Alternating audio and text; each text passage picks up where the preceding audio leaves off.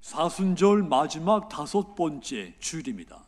사순절의 마지막 이 순간까지 십자가에서 순환당하신 주님을 따라 길이요 진리요 생명의 길을 함께 걷는 여러분들이 다 되시기를 주님의 이름으로 축원합니다. 인간은 길을 걷는 존재입니다. 누구나 죽을 때까지 자기 길을 걸어갑니다.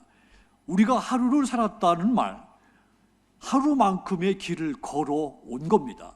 그러니까 누구든지 자기 나이만큼 지금까지 인생의 길을 걸어온 겁니다. 물론 길을 걷되 어떤 사람은 넓은 길을, 또 어떤 사람은 좁은 길을 걷기도 합니다. 또 어떤 사람은 험난한 길, 또 어떤 사람들은 평탄한 길을 걷기도 하죠. 우리는 길 위에 있는 사람인 겁니다. 길을 다른 말로 도, 빛, 진리, 말씀 이런 말로도 표현할 때가 있습니다. 자, 이것은 길이라고 하는 거, 이 말 속에는 여러 가지가 함축되어 있다는 뜻이죠. 자, 우리가 흔히 바른 길로 가라 이 말을 많이 씁니다. 바른 행동, 옳은 선택을 하며 살라 이런 뜻이죠. 그러니까 길이라고 하는 것은 정신적이고 또 물질적이기도 하고 종교적인 이 모든 의미들이 함축된 그런 말인 겁니다. 우리가 누군가의 인생을 평가할 때 그가 어떤 길을 걸어왔는지를 보고 평가를 합니다. 세상에는 수많은 길이 있죠. 인간은 그 많은 길 가운데 하나를 선택해서 걷습니다. 자, 그러면서 이 길보다 좀 더 좋은 길은 없을까 하면서 타인이 걷고 있는 길을 기웃거리기도 하죠. 뉴욕에 큰 그림 전시가 있었는데 그 그림 전체가 길에 관한 그림들이었습니다. 그 그림 가운데 아주 많은 사람들 관심을 끌었던 그림, 유화가 하나 큰 그림이 걸려 있었는데 중년 남녀가 손을 잡고 걸어가는 보기만 해도 아름답고 낭만적인 그림이었습니다. 그 그림 밑에 제목이 행복으로의 길, 글이 적혀 있었다는 겁니다. 이 화가는 이 그림을 통해 모든 인간이 행복한 길을 걷는 것을 큰 소망으로 여긴다, 이런 메시지를 담아낸 겁니다. 그런데 여러분, 어떤 사람은 행복의 길을 찾으면서도 불행의 길을 걷는 사람이 있습니다. 잘못된 길로 접어든 것입니다. 신앙인의 삶은 현실 세계에서 행복한 삶이 되어야 됩니다. 행복한 삶을 살려면 행복을 가져올 수 있는 길, 구원에 이르는 길을 가야 되는 겁니다. 성경은 우리가 어떤 길을 가야 내 인생이 행복해지는지, 내가 구원의 길로 갈 수 있는지를 가르쳐 줬습니다. 그렇다면 여러분, 이 사순절 마지막 순간까지 우리가 어떤 길을 걷고 있습니까? 그리고 어떻게 우리의 길을 걸어가야 되겠습니까? 엠마오로 내려가는 길이 있었습니다. 엠마오로 내려가는 길은 부활의 주님을 만나지 못했던 제자들이 걸어간 길입니다. 엠마오로 내려가던 그 길에서 어떤 일이 일어났습니까? 예수님이 부활하신 이후에 두 제자가 부활하신 예수님을 만나지 못하고 시리에 빠져서 엠마오로 내려가고 있었습니다. 그들이 엠마오로 내려가는 길은 두려움과 공포와 실망과 좌절의 길이었습니다. 그런데 이 두 제자는 그 길을 걷던 중에 길동무를 만나게 됩니다. 길동무는 두 제자와 함께 걸으면서 성경 말씀을 풀어줬습니다. 그러자 두 제자들의 가슴이 갑자기 뜨거워지기 시작했습니다. 저녁이 되고 숙소에 들어가서 함께 두 제자와 길동무가 떡을 떼는 순간 두 제자의 눈이 밝아졌습니다. 바로 그 순간에 자기들과 함께 길을 걷던 길동무가 부활하신 예수님인 것을 알게 된 겁니다. 부활의 주님을 만난 이 두 제자, 눈이 밝아지는 체험을, 말씀이 성취되는 체험을, 성령이 뜨겁게 강하게 임재하는 체험을 하게 된 겁니다. 그러자 이 두 제자 즉시 일어나서 예루살렘으로 다시 돌아가서 부활의 주님을 증거하기 시작을 했습니다. 신앙은 체험입니다. 예수님을 믿는데 지식이 필요한 것이 아닙니다. 체험이 필요한 겁니다. 보십시오. 이 두 제자, 본래 부활의 예수님에 대한 지식이 아주 많이 있었습니다. 그들은 예루살렘에서 일어난 이 예수님의 죽으심과 부활에 대해서 상세하게 알고 있었습니다. 누가복음 24장 18절을 보면 그 한 사람이 글로바라 하는 자가 대답하여 이르되 당신이 예루살렘에 체류하면서도 요즘 거기서 된 일을 혼자만 알지 못했느냐 그랬습니다. 이 글로바가 함께 길을 걸어왔던 길동무에게 당신이 예루살렘에서 왔다면서 어떻게 예루살렘에서 일어난 일, 예수의 죽음과 부활에 대해서 어떻게 모를 수가 있느냐 타박을 한 겁니다. 자기는 잘 알고 있었는데 어떻게 당신은 모르냐는 이야기죠. 이만큼 이들은 부활의 예수님에 대한 지식은 많이 가지고 있었다는 뜻입니다. 그런데 그 지식이 그들의 신앙으로 성숙시켜 주지는 못한 겁니다. 지식이 믿음이 되는 것이 아니라는 뜻입니다. 그래서 예수님이 그들에게 말씀했습니다. 누가복음 24장 25절 26절 보시면 이르시되 미련하고 선지자들이 말한 모든 것을 마음에 더디 믿는 자들이요 그리스도가 이런 고난을 받고 자기의 영광에 들어가야 할 것이 아니냐 그랬습니다. 선지자의 말을 마음에 더디 믿는 미련한 자들이라고 책망을 하신 겁니다. 하지만 여러분, 그래도 이 두 제자 여전히 깨닫지를 못했습니다. 그래서 예수님은 다시 모세와 모든 예언자들로부터 시작해서 성경 전체에 자신에 관해서 쓴 것을 설명해 줬습니다. 그때도 그들은 깨닫지를 못했죠. 그러다가 예수님께서 떡을 가지고 축사하신 다음 떼어줄 때 비로소 그들의 눈이 밝아지며 예수님을 알아보게 된 것입니다. 그때 예수님이 그들의 눈을 밝혀주셨고 예수님을 체험하게 해주신 겁니다. 믿음은 체험으로 깨달아지는 겁니다. 만약 그들이 엠마오로 가는 길에서 주님을 만나지 못했다면 아마도 그들은 끝까지 생명이 없이 예수님의 죽음, 예수님의 부활에 대한 지식만 가지고 살아가게 됐을 겁니다. 하지만 여러분, 예수님은 낙담에서 엠마오로 내려가는 이 두 제자 그들을 찾아오셔서 만나주시고 그들로 깨닫게 해주신 겁니다. 그 체험은 시리에 빠져 있었던 그들에게 더 확실한 믿음, 강하고 담대한 믿음을 갖게 만들어 줬습니다. 이것이 엠마오로 내려가는 길에서 있었던 이야기입니다. 성도 여러분, 우리도 때로는 눈이 어두워지고 귀가 어두워져서 두려움과 공포와 실망과 좌절의 길을 걸을 때가 있습니다. 하지만 여러분, 여러분이 걷고 있는 그 길이 주님이 찾아오셔서 동행해 주시는 길이며 깨닫게 해주시는 엠마오의 길인 것을 믿으시기 바랍니다. 하나님은 출애굽한 이스라엘 백성들 광야로 보내셨습니다. 이 광야 40년은 길고 긴 고난의 길이었습니다. 그 길이 하나님께서 이스라엘 백성들을 낮추시고 시험하는 길이었습니다. 오늘 구약의 말씀 신명기 8장 2절 다시 보면 네 하나님 여호와께서 이 40년 동안에 내게 광야길을 걷게 하신 것을 기억하라. 이는 너를 낮추시며 너를 시험하사 네 마음이 어떠한지 그 명령을 지키는지 지키지 않는지 알게 하려 함이라 그랬습니다. 너를 시험한다고 했습니다. 하지만 시험하는 동안에도 하나님은 이 백성들과 동행하고 계셨습니다. 그 길이 이스라엘 백성들이 하나님을 만나고 체험하는 길이었던 것입니다. 백성들은 홍해를 건너면서 하나님의 능력을 봤습니다. 만나를 매일같이 거두면서 귀로만 듣던 하나님을 눈으로 봤습니다. 그래서 이제는 조상들이 만난 하나님이 아니라 내가 직접 만난 하나님을 말할 수가 있게 된 겁니다. 그렇다면 지금 여러분들은 어떻습니까? 예수님을 뜨겁게 체험을 했습니까? 아니면 아직도 예수님에 대한 지식만 가지고 살고 있지는 않습니까? 그렇다면 여러분은 아직도 엠마오로 공포, 절망, 두려움 가운데 걷고 있는 겁니다.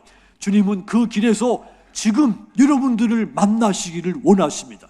그러므로 여러분, 지금 이 시간에 여러분들을 찾아오셔서 곁에 계신 그 예수님을 볼 수 있는 영의 눈이 열리고 귀가 열리게 되기를 바랍니다. 그리하여 실망과 좌절의 신앙에서 변화돼서 확실하고 강하고 담대한 믿음으로 순환과 죽음과 부활의 예수님을 증거하는 증인이 되시기를 주님의 이름으로 축원합니다. 다메섹으로 가는 길도 있었습니다. 이 길에서는 어떤 일이 일어났습니까? 바울이 예수 믿는 사람들을 박해하려고 다메섹으로 가다가 부활하신 예수님을 만나는 일이 일어났습니다. 다메섹 가는 길에서 예수님을 만나기 전 바울의 이름은 사울이었습니다. 사울은 그 어느 누구보다도 하나님에 대해서 열심이었던 사람이었죠. 열심이 특심이었던 사람이었습니다. 그런데 예수가 바로 다윗이 예언한 구세주다, 모세와 수많은 선지자들이 예언한 메시아가 곧 예수다, 이 말을 듣고 바울은 격분을 했습니다. 어떻게 예수가 메시아이며 구원자이냐는 이야기입니다. 그래서 그는 스데반을 신문할 때 증인으로 섰습니다. 스데반이 돌에 맞을 때 이 스데반 돌에 맞아서 사형당한 것이 마땅하다 크게 주장하기까지 했습니다. 사도행전 8장 1절 보면 사울이 그가 죽임당함을 마땅히 여기더라 그랬습니다. 사울은 거기서 멈추지 않았습니다. 교회를 더 핍박하기 시작했습니다. 사도행전 8장 3절 보십시오. 사울이 교회를 잔멸할세 각 집에 들어가 남녀를 끌어다가 옥에 넘기니라 그랬습니다. 사울은 거기서도 멈추지 않았습니다. 다메섹에 흩어져 있는 성도들까지 쫓아가서 추격해서 그들을 잡아 감옥에 넣기 위해 다메섹으로 가기 시작했습니다. 그런데 다메섹으로 가는 길에서 예수님을 만나게 된 겁니다. 예수님께서 박해자이며 핍박자인 이 사울을 만나 주신 것입니다. 바울이 다메섹으로 가는 길에서 부활하신 예수님을 만나고 자신의 잘못된 신앙을 깨닫고 회심하게 된 겁니다. 바울은 이후에 디모데전서 1장 15절에서 정직한 고백을 했습니다. 미쁘다 모든 사람이 받을 만한 이 말이요 그리스도 예수께서 죄인을 구원하시려고 세상에 임하셨다 하였도다. 따라합시다. 죄인 중에 내가 귀순이라. 아멘. 다메섹으로 가는 길에서 예수님을 만난 그때부터 이 바울의 삶의 방향, 목적, 세계관이 완전히 달라지게 된 겁니다. 사도행전 9장 22절 보시면 사울은 힘을 더 얻어 예수를 그리스도라 증언하여 다메섹에 사는 유대인들을 당혹하게 하니라 그랬습니다. 다메섹에 살고 있는 유대인조차도 당혹스러울 정도로 엄청난 대전환이 바울에게서 일어나게 된 겁니다. 이것이 다메섹으로 가는 길에서 일어난 일인 겁니다. 그렇습니다. 누구든지 예수님을 만나면 변화가 일어납니다. 극악한 사람이라도 예수님을 만나면 새롭게 달라집니다. 예수님은 저와 여러분도 만나주신 분이십니다. 저와 여러분들이 핍박자고 방해자였을 때 그때도 저와 여러분을 만나 주셨고 때로는 배반하고 예수님에게서 등을 돌이킬 때도 만나 주신 분이십니다. 그러므로 누구든지 다메섹으로 가는 길에 지금 그 길을 걷고 있다면 이 바울처럼 그 길에서 예수님을 만나게 되기를 바랍니다. 그래야 구원을 받고 삶의 방향과 목적과 세계관이 달라질 수 있습니다. 스코틀랜드에 제임스 심프슨이라는 의사가 있었습니다. 이분은 본래 외과 의사로 유명했고 마취제를 개발해서 의료 발전에 큰 공로를 남긴 사람이었습니다. 기자가 그에게 물었습니다. 당신 인생에서 가장 위대한 발견은 무엇입니까? 그러자 이 심프슨이 내 삶의 위대한 발견은 내가 죄인인 것과 예수님이 나의 구주인 것을 발견한 것, 이것이 내 인생의 가장 위대한 발견이라고 말했습니다. 그는 다메섹으로 가는 바울처럼 예수님을 만나 자신이 죄인인 것, 예수님이 나의 구세주인 것, 이것을 발견하고 회심을 하게 된 겁니다. 그렇습니다.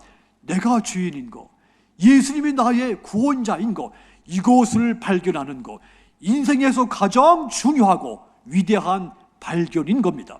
누구든지 다메섹으로 가는 그 길을 걷고 있다 하더라도 예수님을 만나면 이 위대한 발견, 내가 죄인인 것, 예수가 나의 구세주인 것, 이것을 깨닫게 돼서 회심하고 삶의 방향과 목적과 세계관이 달라지게 되는 겁니다. 그러므로 여러분이 걷고 있는 이 길이 비록 다메섹으로 가는 길이라 할지라도 그 길에서 예수님을 만나 회심하시기를 부탁을 드립니다. 그리하여 바울이 심하고 예수의 사도로 산 것 같이 여러분들에게 일어난 이 회심과 변화로서 예수님의 증인이 되어 살아가시기를 주님의 이름으로 축원합니다. 또한 사순절에 예루살렘으로 올라가는 길도 있었습니다. 예루살렘으로 올라가는 길, 예수님이 걸어가신 길이며 생명의 길입니다. 누가복음 18장 31절 보시면 예수께서 12 제자를 데리시고 이르시되 보라 우리가 예루살렘으로 올라가노니 선지자들을 통하여 기록된 모든 것이 인자에게 응하리라 그랬습니다. 예수님은 선지자들을 통해 예언된 하나님의 거룩한 뜻을 성취하시기 위해서 이 예루살렘을 향해 길을 걸으신 것입니다. 그런데 그 길에는 온갖 흉계가 꾸며지고 있었습니다. 죄가 전혀 없으신 예수를 십자가에 못 박아 죽이려고 하는 음모가 도사리고 있는 길이었습니다. 그런데도 주님은 그 길을 담대하게 걸어가셨습니다. 이 길은 지금 시련의 길이지만, 죽음의 길이지만, 그러나 이 길만이 인간을 구원을 할 수 있는 길이었기 때문입니다. 그래서 이 길을 끝까지 흔들림이 없이 걸으신 겁니다. 예수님은 그 길을 저와 여러분들을 위해서 걸으신 겁니다. 오늘 본문 요한복음 14장 3절 4절입니다. 우리 같이 읽겠습니다. 가서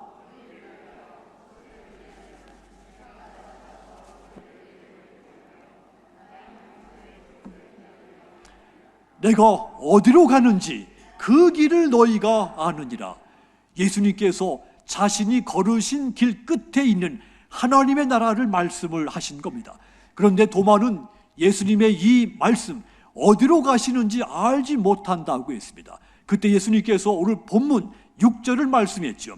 예수께서 이르시되 내가 곧 길이요 진리요 생명이니 나로 말미암지 않고는 아버지께로 올 자가 없느니라고 했습니다. 내가 곧 하나님께로 가는 생명의 길이라고 말씀한 겁니다. 그렇습니다. 예수님은 길이고 진리며 생명입니다. 그러므로 예수님을 통해서만 하나님의 나라에 갈 수 있습니다. 천국에 갈 수가 있는 겁니다. 길이신 예수님은 저와 여러분을 구원을 하여 천국으로 이끄시기 위해서 그 예루살렘을 향해 길을 걸어 가신 겁니다. 그 길은 십자가를 지고 가는 고난의 길이었습니다. 예수님이 죽어 우리가 사는 길이었습니다. 예수님이 시련을 당해 우리가 평안을 얻게 되는 길입니다. 예수님이 상처를 받아 우리가 위로를 받는 길을 걸으신 겁니다. 이 길이 예루살렘으로 올라가는 길이며 예수님은 저와 여러분과 함께 이 길을 함께 걷기를 원하십니다. 마태복음 16장 24절 보십시오. 이에 예수께서 제자들에게 이르시되 누구든지 나를 따라오려거든 자기를 부인하고 자기 십자가를 지고 나를 따를 것이니라 그랬습니다. 자기 십자가를 지고 나와 함께 이 십자가의 길 예루살렘을 향하여 함께 가자 말씀한 겁니다. 십자가의 길, 여러분들에게도 이 길을 여러분들이 걷게 됐을 때 예수님에게와 똑같이 고난과 비웃음과 억울한 일을 당할 수 있습니다.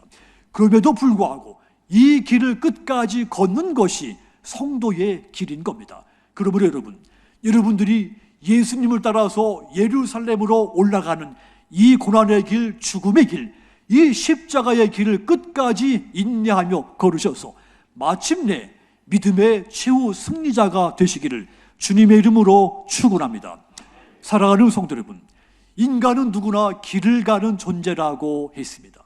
나는 지금 어떤 길을 걷고 있는지 되돌아보아야 됩니다. 우리가 가는 길, 엠마오로 내려가는 길, 다메섹으로 가는 길, 예루살렘으로 올라가는 길과 같습니다.